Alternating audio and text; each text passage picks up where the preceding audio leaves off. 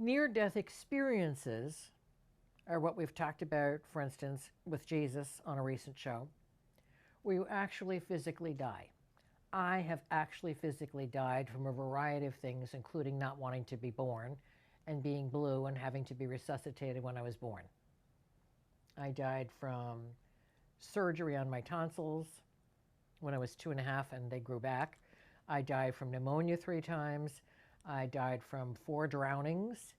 I died from, when the appendix came out from the anesthesia. I wear a medical alert bracelet, which no doctor I've been to has ever noticed, by the way. Isn't that scary? An EMT guy, EMT guy from the guys who drive ambulances, met me in my doctor's office one day and said, "What's your medical alert bracelet for?" I said, "You know, you're the first person who's noticed."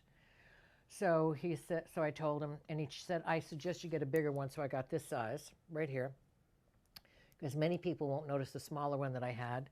And he read it and he said, "That's very clear."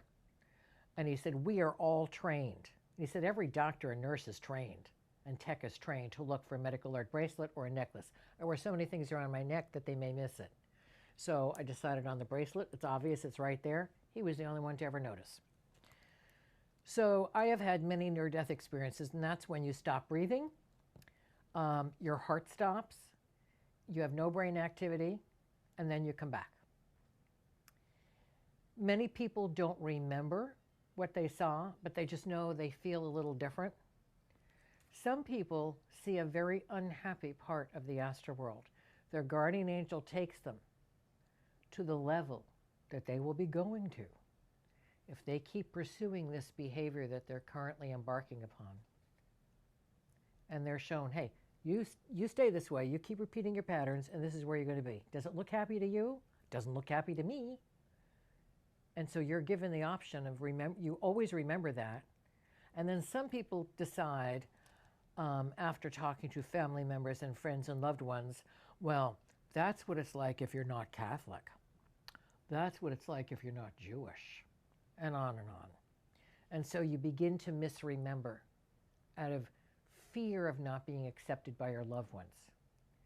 These experiences are for you, God, and your guardian angel. You are connected to the God force. The universe knows what it's showing you. You know what's being shown to you. Now, there was a little boy who wrote a book who died. I can't remember what he died from, but he saw Jesus. You're not shown somebody you won't recognize. You're shown a being who you will recognize, and guess what? He was Christian. So how would it have helped him if he saw Krishna or Devaki or Brahma? Wouldn't have helped. So Jesus appeared to him and spoke to him about the heavens and about life and coming back.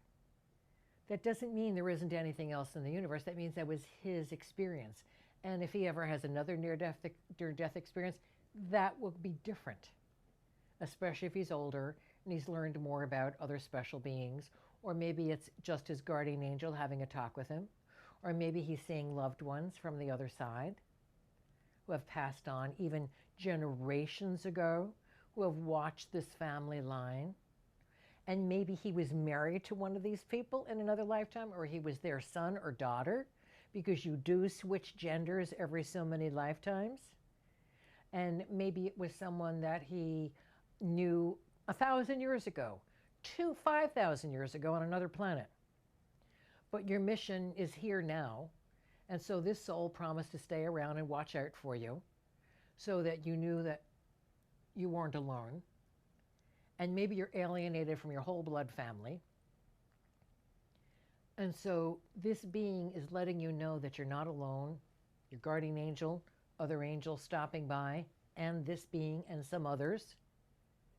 You remember everyone in the astral world because you recognize the soul, even though we're all sparks of God. It's like you have little tattoos. Not tattoos, but you know what I'm saying. A little individual tattoo. You have a little chime sound. You have a little visual. The eyes, even in this physical lifetime, you always recognize somebody's soul through their eyes. That's the expression, the eyes are the window to the soul.